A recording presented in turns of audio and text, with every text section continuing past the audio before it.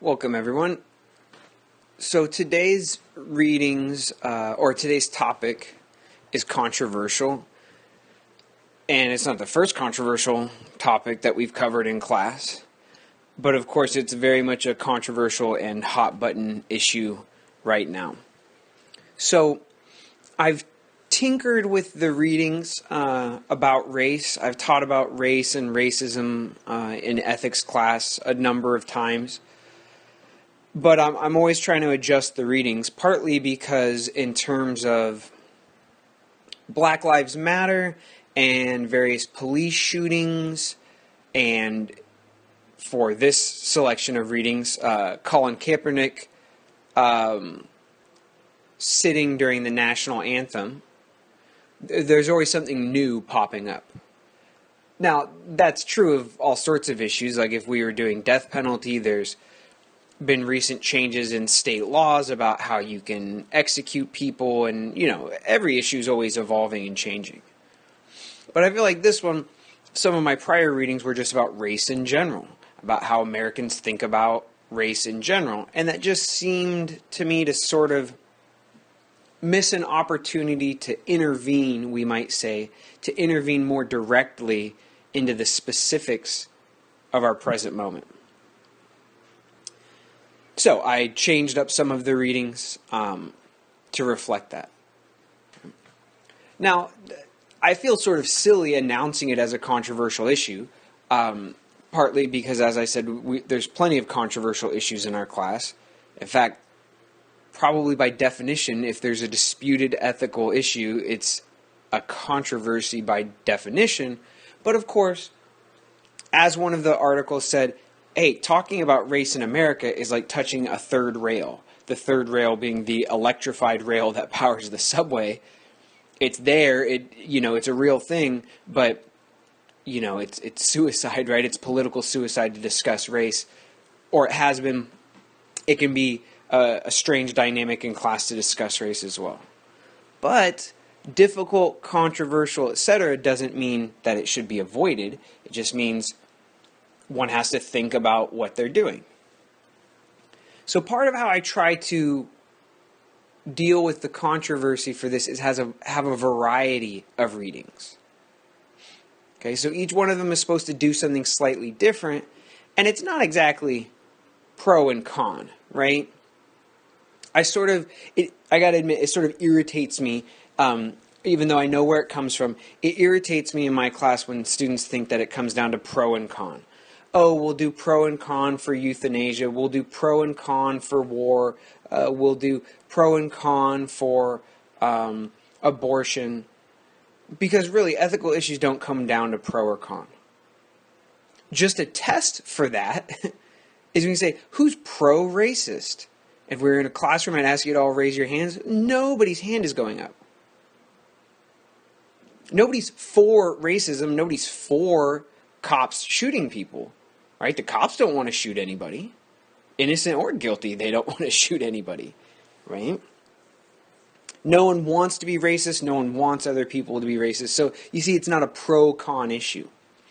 And even if you said something like, oh, well, we'll deal with Black Lives Matter, we'll deal with that movement more specifically, still, it's not just simply pro or con. There's people in that movement who are conflicted about it, who think it should change.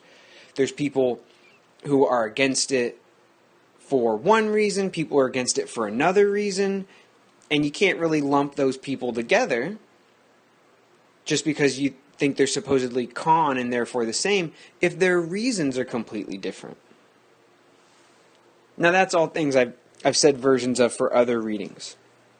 But for this one, we certainly don't want some people in the class to feel like they're racist, and we don't just as much want other people in the class to feel like other people in the class are just racist. Because you see how that would shut down a dialogue instantly before we even got into this. So here's the thing. This is part of why the first reading of our sort of packet I put together, the headline, you know how it is with these internet headlines. They always try to be sensationalistic, so you'll click on it so that you'll see the ads. I mean, that's what's going on. But actually, I'd sort of say that the real point of this first article, at least why I'm teaching it, isn't in fact, is everyone a little bit racist, but to help us redefine what racism means. And what we might actually see there is it's not so much that police shoot black unarmed men at a sort of a higher percentage or a higher rate than white unarmed men. Okay? It's not because cops are racist. Okay? If it were just that easy, you'd wait for a cop to say something racist, you fire him, you hire somebody who's not racist. The problem would be solved. Right? To me, part of the point of that article, and this is why we start with it, is to say, hey, wait a second, what even is racism? We often think of racism as something where it's a conscious thought that somebody has, directed against another group, totally irrational and based entirely in just sort of like hatred, and it's either based in ignorance or has no relationship to the truth and is just based on spite and evil and meanness, right? But part of what that article points out, and this is why it does say maybe we're all a little bit racist, is to say there's a whole lot of unconscious thoughts that we have, and some of them might not even be properly described as hatred or even bias.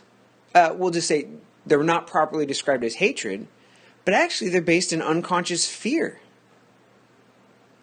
Not that cops are trying to kill black men, but that our culture has an unconscious fear of black men, partly unconscious, and this makes police draw their guns a little bit quicker when the suspect appears to be black.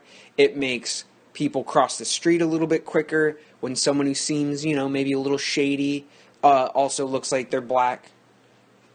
And here's the thing, as that article points out, black cops do this too. The second article by McDonald mentions a similar point. So this is part of what I want to say is we should drop the question of who's racist and who's not, for a few reasons. One is that, as I said, it shuts down the conversation before it starts. Right? If you're talking about politics and you ask, oh, what's a real Republican, what's a real Democrat, what are their differences? I don't think you're going to alienate someone right away by saying Republicans want lower taxes. Democrats want more social safety net. But if you start your question about Black Lives Matter by either declaring that some people are racist or declaring nobody's racist, or that racism has no issue in it, the conversation fizzles and you probably alienate those whom you're talking to. So that's one reason we can almost drop this question of who's racist. The second one is, and this is a very philosophy point to make, if we don't define what racism means, and we don't agree on a basic definition of racism when we're talking to other people, then any conversation we do have is going to be confused at best. It'll literally be based on a confusion where I mean one thing by the word I use and you mean another. So we don't want to start the conversation by asking who's racist or why people are racist. Because if you and I don't have a definition that we share, you and I will literally be talking past each other. Shoot, even if you agree with people, actually, if you have a different definition, you're talking past each other and not really saying anything. Okay? And a third point I'd like to make is this, is that once we define what racism is, we're probably going to see that there's different kinds of racism. There's multiple kinds of racism. Some are basically left in the past and not really an issue today. Other ones are new and therefore harder to recognize, and therefore probably even more in need of being dealt with. Okay, so you read the article in detail. I won't go over the details again, but this Kristof piece basically says this. Scientists and social scientists can run tests on people. The main one is that they basically had a video game where you were supposed to shoot a armed criminals and not shoot unarmed people in the game. But of course, like in real life, often they jump out quickly. You have to make a split-second decision on whom to shoot and whom not to shoot. The basic point is this, is that when there were white people in the video game with guns, it took longer for the participants to shoot those armed white criminals. When there's black people in the game, they either got shot when they were unarmed more often, or if they weren't shot when they were unarmed, it took longer for the video game player to holster their weapon, like put their weapon away, so there's no accidental shooting.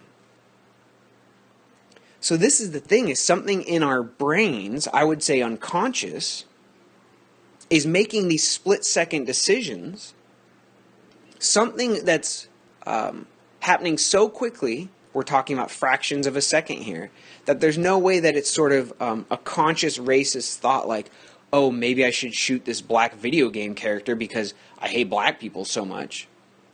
I mean, again, who would actually think that? But even if one did think that, these split-second reactions happen way faster than you can think that kind of thought. So, there's something pre-conscious or unconscious in Americans from all walks of life, white, black, Asian, rich, poor, male, female. That means that when we see a black person, armed or unarmed, we already start to have the fearful response as if they're armed or dangerous more generally.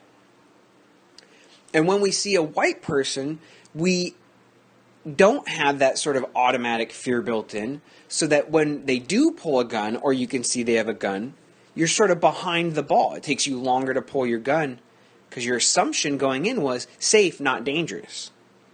And the assumption going in when we see a black male is at least a higher sensitivity to fear and danger, so that if they do anything, move quickly, speak when you're not expecting them to speak, you're already primed, right, to pull the gun on this potentially dangerous person.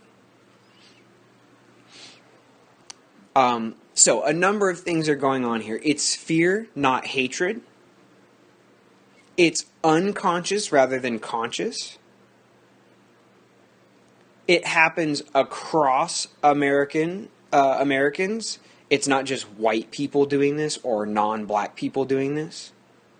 Okay. And it happens within police communities and also outside of police communities. So, part of the specific twist in recent years when I teach race, when I talk about race in this class, is the focus on police shootings. So here would be one possible cause. Please notice that there's probably lots of other causes too. But one possible cause to unarmed black men being shot at higher rates than unarmed non-black men by police officers. Not that cops are all crooked, not that cops want to shoot people or want to shoot a certain kind of person, right? But that all Americans are sort of primed when they see a black male to have a more fearful than neutral response. And when they see other people, there's a closer to neutral or neutral response in terms of fear. So, you see, this is sort of optimistic. Oh, good, cops aren't shooting black men because they hate black men. That's good. But it also means that the work is a lot harder. Like I said, if it were just that some cops were corrupt, racist, bad people, there'd probably be ways to figure out who that is. You fire them. You keep them away from jobs that involve guns. But if it's that there's this sort of, I hope poison's not too strong of a word, but there's this sort of poison or sickness in all Americans that we fear certain people, and that sometimes fear is met with violence, then how do we tackle that? Okay? So, I actually have two questions for you now before we go into other readings. And they're separate questions. I really should have asked the first one first, earlier on. Okay, but so here's the first question.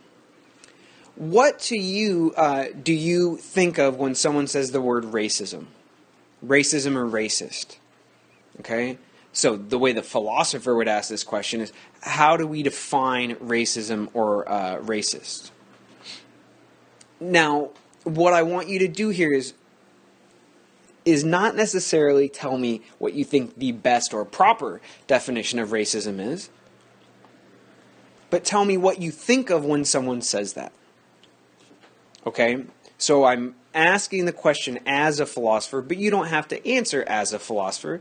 Just answer me as the person you were, 2 days ago before you did these readings. Just when someone says that's racist or that person's a racist, what do you think they mean? Okay? So be sure to pause the recording now and put down your thoughts for that now, because I'm going to ask a sort of follow-up. Okay? So remember, the question is, when you hear the word racism or racist, what does that mean to you? Like, what are the first definitions that pop into your head of that? Okay, so the follow-up is this, and this is just a way of moving from our own initial understandings or definitions of words to, remember I said, I'm asking the question as a philosopher, but you don't have to answer it as a philosopher, just answer it as yourself. And here's our way, though, of trying to move towards a more philosophical understanding. Not in the sense of like, I've got the secret real philosopher definition of it, and I'm going to drag you towards it. But instead, to think more about your own definitions philosophically.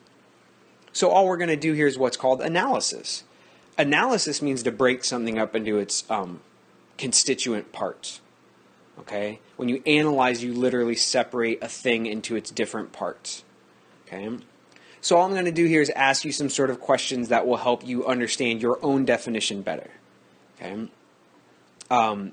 So one of the questions would be, is what we've already seen from the reading. Does racism for you have to be conscious, or can it be unconscious? Another sort of follow-up clarifying question is, does racism for you have to have actions behind it, like harmful actions, or can it be only thoughts?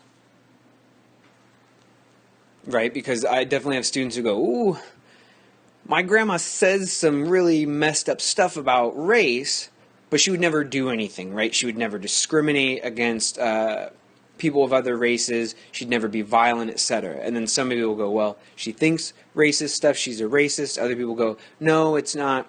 You have to be messing with people in some way, holding them back or harming them. That's what counts as racist. Okay? Okay, some other ones. And remember, these aren't, it's not like one of these is the right answer. I'm just trying to show you, because you all will respond, and you'll see other people will respond differently than you will. And it'll just show you the variety of kinds of understandings of racism they are. And it'll show you that when you say something's racist and someone else denies it, or vice versa, right? They may be thinking of a very different kind of racism, and you'll see that what people say here, all of it makes sense. But probably it's that these are all different kinds of racism, okay? Or different understandings of racism. Okay, another question for you is, can race, how do I want to put this? Is racism only really racism when it's directed against an oppressed group, usually a minority, right? So some people will say, look, racism in America is basically anti-black racism at bottom, and then some of it's, anti-Latino, anti-Hispanic, or anti-immigrant, right?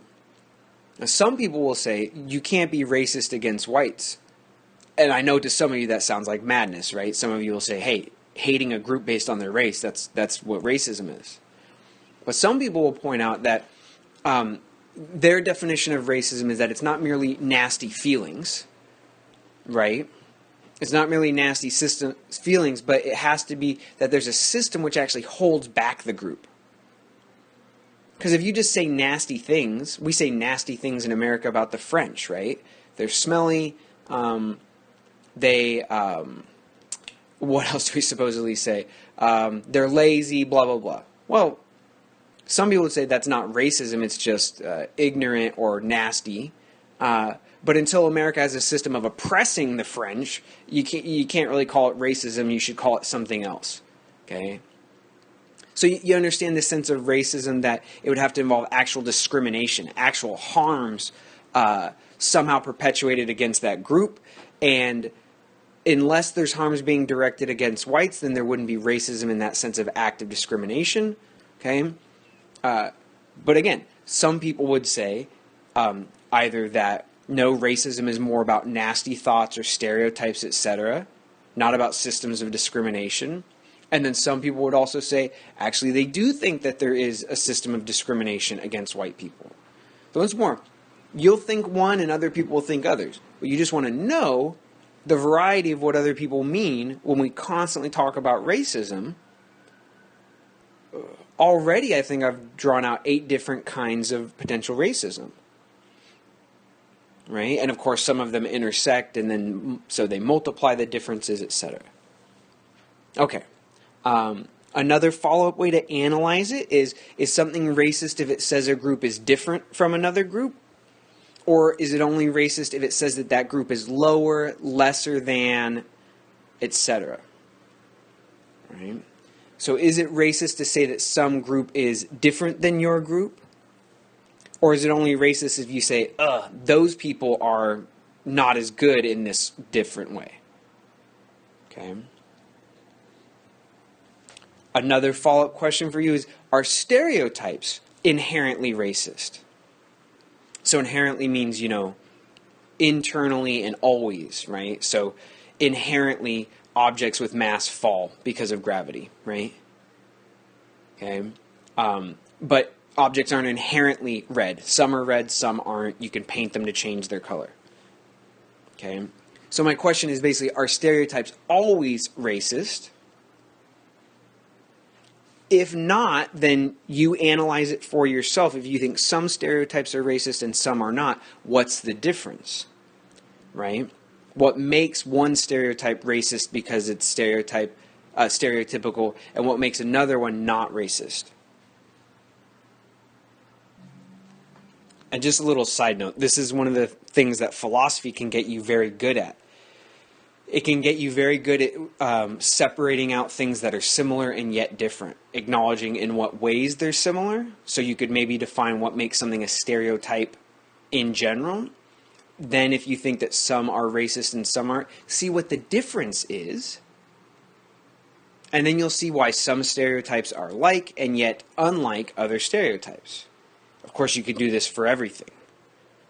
And the whole point is that you'll get really good at not just calling all things good or all things bad, but you'll say, here's why this stereotype is a good one, this one's a bad one, and you can give a reason why you treat them separately. Okay? A sort of follow-up to the stereotype question, this one will make some people sort of uncomfortable. That's sort of the point. But if a stereotype is somehow proven to be true, is it still racist to hold that stereotype? Okay.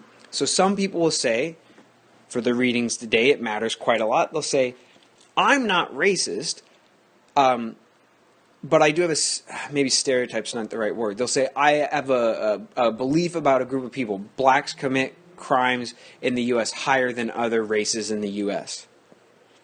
And they'll say, I'm not racist, that's the stats, all the statistics say that. Now, some people say that's statistics. There's nothing racist about that. Some other people will say it's racist because it doesn't sound nice, right? Some people will say, no, it's not about something sounding nice or not that makes it racist. And they'll say it's if you expect an individual, when you don't know anything about them, to resemble or look like the stereotype or race, that's when it becomes racist. Once more, all these definitions have their merits.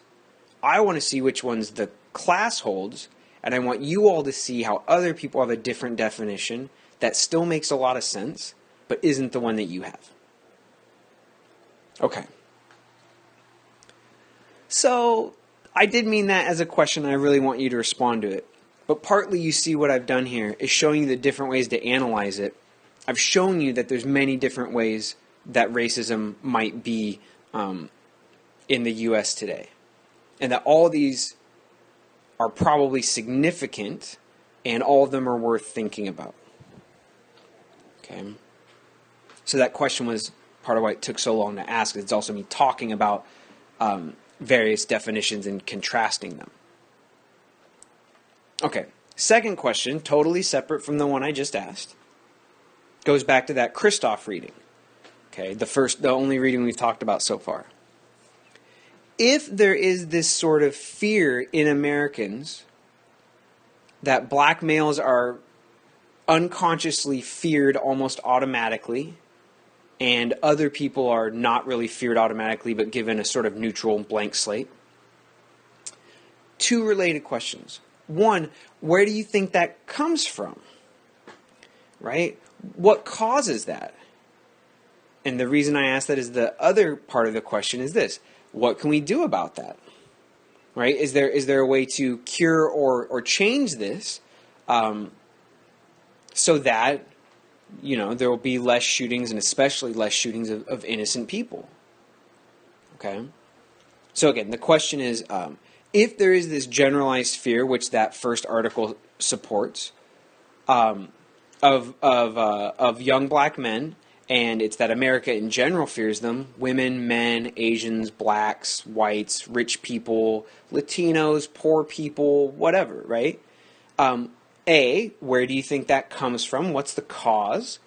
B, is there anything that can be done about it? Can we fix that somehow? Okay. So, especially since I just gave you two very big questions,